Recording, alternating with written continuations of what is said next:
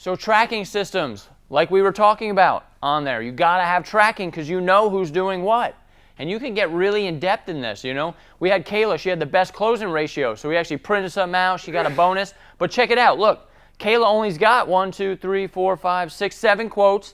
And then Russ Stedman had a bunch, but he closed a bunch, see? But how did she have the best closing ratio with the less leads?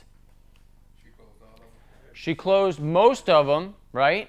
And her tickets were like, we're talking $400 or $500 an hour tickets. They were like less quotes. She sold more than everybody, but her tickets were like $6,000 and $7,000 and $8,000 tickets. So you got to look at that too. We track what their average ticket is. We track how many pinks they get by walking in the neighbors, what their closing ratio is, how many leads they had per territory manager, and how many they closed. You know, all that stuff. Yeah, I was just gonna say with tickets like that, obviously that's a valuable person. What could you, like, I haven't met Kayla. Is she still with you today? She's not. She was here for a summer. She actually went to my church and she wanted to become a teacher.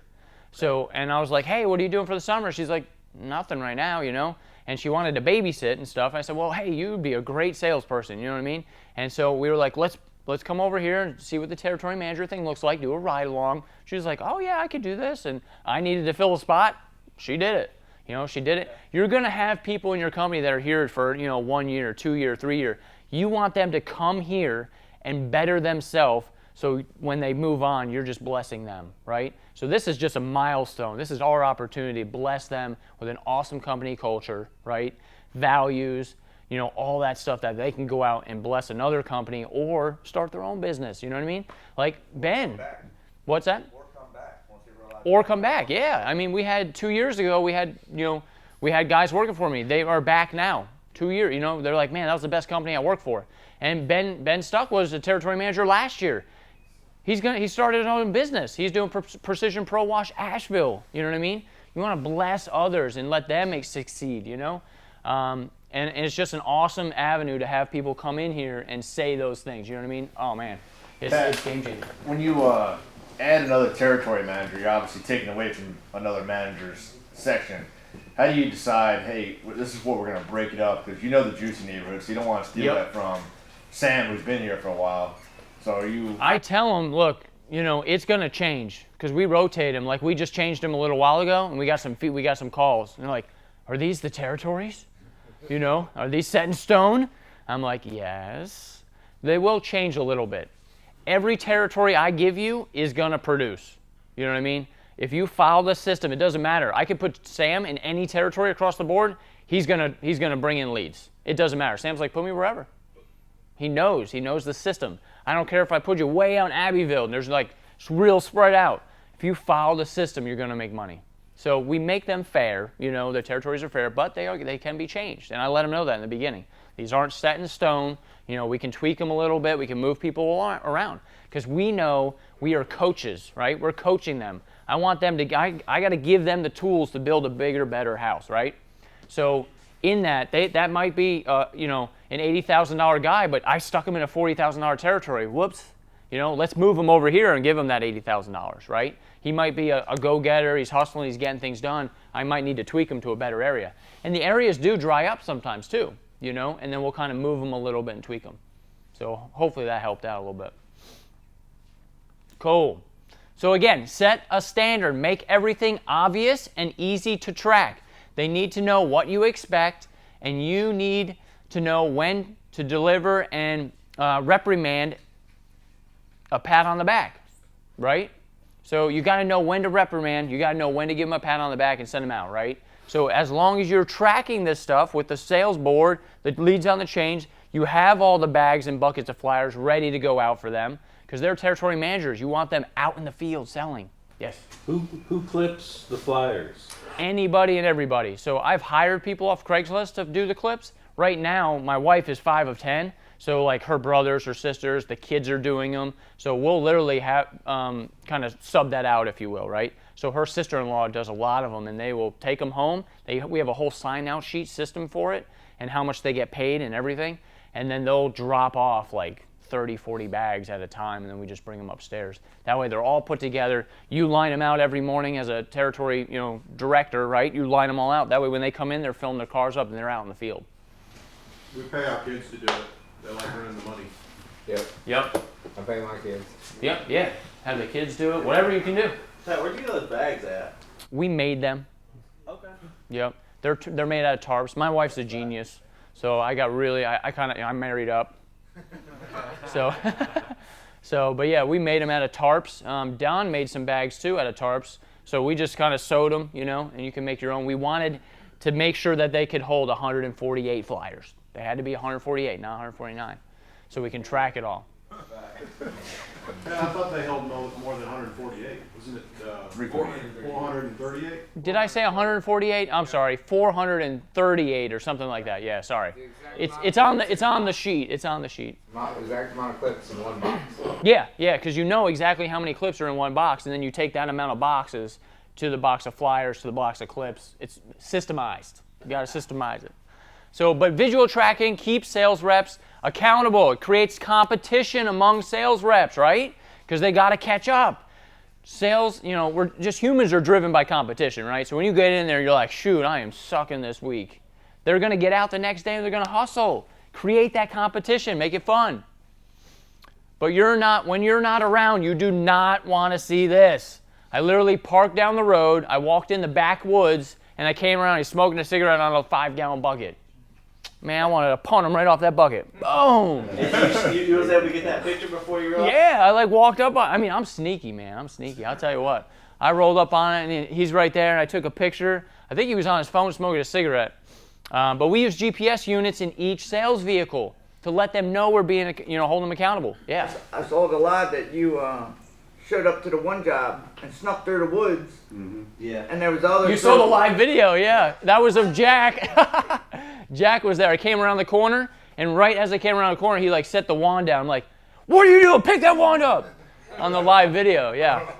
Oh, it was hilarious. But you got to make it fun. You got to do that. You got to let him know, because now he knows. He's like, where's Pat at? He'll be spraying. He'll be like, where's Pat? If we're doing an apartment complex. Yeah, right, yeah. Drone above him, yeah.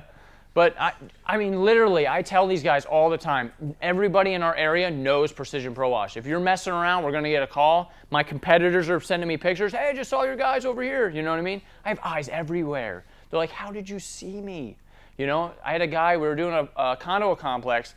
One of my other technicians' girlfriend was in there. She took a picture of the truck, sent it to him, then he sent it to me, then I sent it to my technician, said, I'm always watching. And they're like, holy cow. So you gotta do that. So you want this, right? You want the cone set out. You want the ladder set up safely. You want the cars parked right? You want to look professional. Let them know you're watching over them. Always. So it all boils down to you at the end of the day, right? Everything is on us. If they fail, we failed. We did something wrong. It's the way it is. We got a lot of responsibility. So you got to put systems, accountability in your company. Manuals. So if you don't run a tight ship yourself, your employees will not run a tight ship in their areas of responsibility. Be punctual, orderly, and consistent, and your team will respect you. So if you are not on time, you say you're going to be somewhere, like I did the other day. I was late. No. But you got to be punctual. You got to set the standard, right? Our office, everything's got to look good, right? Though I expect everybody to have a clean showroom appearance. It's in their job description that anybody in our company comes in, this got to be clean. We are selling to two people, customers and employees.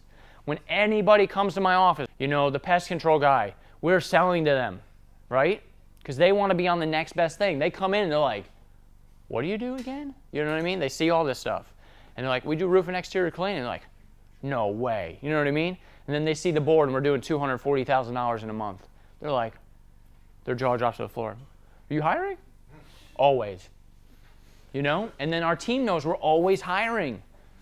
Yes. So for your territory managers, what is a fair number of estimates that you try to have them do numbers in every day? 5? 5. Maximum 5. That way they have an hour and a half to 2 hours in between quotes to replicate, throwing flyer, replicating, going to the neighbor, that kind of stuff, parking, taking their time. Anything over 5, like, they will get burned out. They're like, Pat, and we will sometimes get really busy, and then it's like, okay, all right, guys, team meeting, you might have 8 quotes today, and then, but it lacks. I try not to do that because then the flyers don't get out. Then you'll have this big influx of quotes, and then it dries up a little bit, and then we get back to it. So then they're doing 5 quotes a day, and you're trying to have them book. How far in advance are you trying to have them book? Is it for that week or for the following week? For that week, we usually can turn around quotes in 1 week. Sometimes we'll get into the second week, but that's usually when you got to put another territory manager on the road. And then that way you're getting to them, so you're not losing quotes. Or what I'm saying, to actually do the job, you text. How Oh, far out are you booking? 2 weeks max. 2 weeks max. Yep. Anything more than 2 weeks max, you're putting another truck on because then your territory managers are waiting. You don't want that. So they could be booking up so they know what's on for next week too, which is cool. But 2 weeks max. Pat, I know you got all these systems in place and everything. We know what's the good months for us: April, May, June, and then most areas July, August it dries up. Everybody's on vacation, and Yep. I used to say the same thing until I did in January. I used to do $5,000 in January, and I was like, it's just dead. We're not going to be able to do anything. Same with July. It used to dry up in July. Not anymore. We do those bursts of marketing. You think that, but you got to think of like all the apples are falling from the tree in our good season, right? And then you got to have your buckets under there. And now in your off season, there's still apples falling from the tree, just not as much. So you got to make sure your buckets are in the right areas. So if you got to shake the tree a little bit. Squeaky wheel gets the oil. That's right. You mean like leave spots on the windows so they call back? You didn't hear that from me. No. Yes, sir. How many square miles do each territory have? Each manager? So I don't do square miles or anything. I do 4,000 homes in that territory that are over $400,000 to $500,000 and up. That way they have that juicy cluster, right? It could be a really small area, but as long as they got the population and the homes there, they're going to make money. So, but some territories are bigger. If it's spread out, they have a lot. If you look at my map in there, you'll see kind of where that goes. One of the territories goes all the way across the middle because there's nothing on this side, there's nothing on this side, but there's stuff in the middle. So they carry the whole area. But there's others where it's really small because there's a lot of homes in that small area. Pat, one more question: how do you handle when you got proper apartments and you need 2 or 3 crews on that? So now they're not producing residential. It's a fine line. You have to have, if you have 3 territory managers, you got to have 3 residential trucks. That's why we do 3 or 4 residential trucks, then we have 3 or 4 commercial trucks. So you got to still get the resi done. So as you're getting territory managers, you can bring a territory manager in on a commercial project sometimes and split the commission. And then that way they're still getting commission on that. And it's like, look, we only have 3 trucks at this time. I'm going to give you a little bit of that commercial, but I need you to go back and make sure the property manager's happy. You got to do your due diligence now to get that 5%. Make sense? So that way when you're growing, it's like, shoot, I only have 3 trucks, but I got 2 territory managers. And you put all those trucks on that, they still got to get paid. But they're still flyering and stuff too. That way the next week, you're booked out 2 weeks now with residential, and they're still going to get paid. And then, so if the territory manager gets that commercial lead, you're taking over, correct? No, not necessarily. Like if they went and they actually solicited it to that, and then they got the lead, I bring them in on it. But I would handle it too with them until they get up to speed, right? And then once they're up to speed, I'm like, okay, you take it from here. You got it. But you're pretty much doing the bid. Yeah, they'll bring it back. It's always emailed, so the bid's always emailed. They go out, get the numbers, get the site map. They follow the whole system, right? Then they come back to the office, and they will help us write it up with the territory, the sales director. You don't have any territory managers that are commercial specific? No.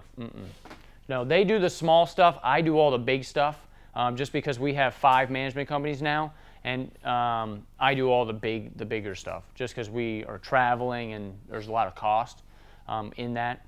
So that way we're not getting too badly hurt if they were to mess up. So, but I mean, Sam Brooks does a lot. Greg started doing a lot of local commercial. So they're doing larger, like we're going to Rock Springs tomorrow. That's a pretty large church. So, and I'm getting their feet wet as we kind of grow and they grow. I want them to make money, right? But they got to prove it to me before I unleash my high-end clients to them so we don't lose those.